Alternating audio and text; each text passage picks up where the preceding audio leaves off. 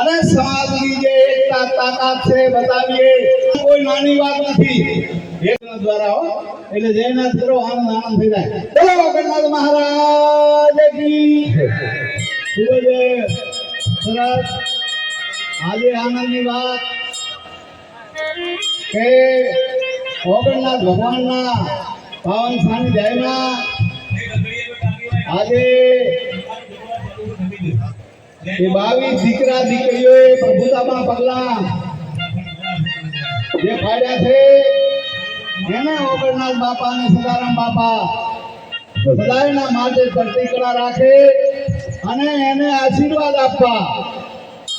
આપણા જેને સૌરાષ્ટ્રનું ઘરેણું કહેવાય અને એ આપણી રાજ્ય સરકારના કેબિનેટ મંત્રી આદરણીય કુંવરજીભાઈ બાવળિયા સાહેબ અહીંયા નવદંપતીઓને આશીર્વાદ આપવા આવ્યા છે.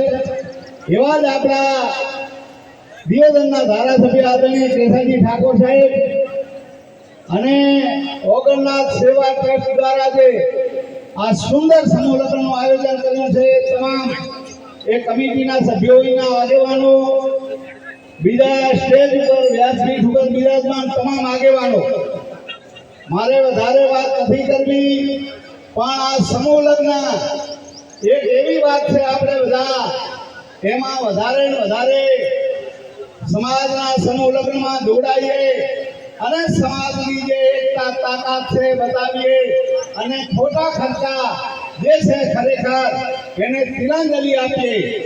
એટલે તમે વિચાર કરો, આ સમૂહ લગ્ન એટલે અહીંયા સમૂહ લગ્નમાં કેબિનેટ મંત્રી આવ્યા હોય, ધારાસભ્યો આવ્યા હોય, એ આ સમૂહ લગ્ન કોઈ નાની વાત નથી.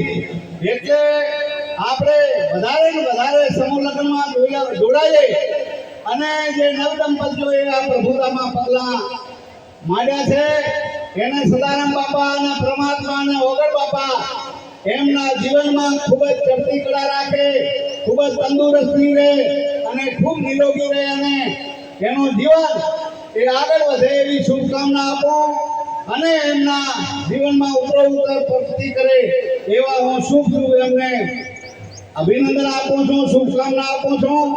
અને વધારે ને વધારે આપણે સમૂહ લગ્નમાં જોડાઈએ અને શિક્ષણને અપનાવીએ અને દેશનો જે છે આપણામાં નાના મોટા છે એને તિલાંજલિ આપીએ અને શિક્ષણને અપનાવીએ એ જ વિનંતી સાથે તમારો બધાનો આભાર. અહીંયા મને બોલાવી સ્વાગત સન્માન કર્યું એ બદલ આ ટ્રસ્ટનો ખૂબ આભાર. બોલો સદારામ બાપાની, ઓગણનાથ મહારાજ કી જય.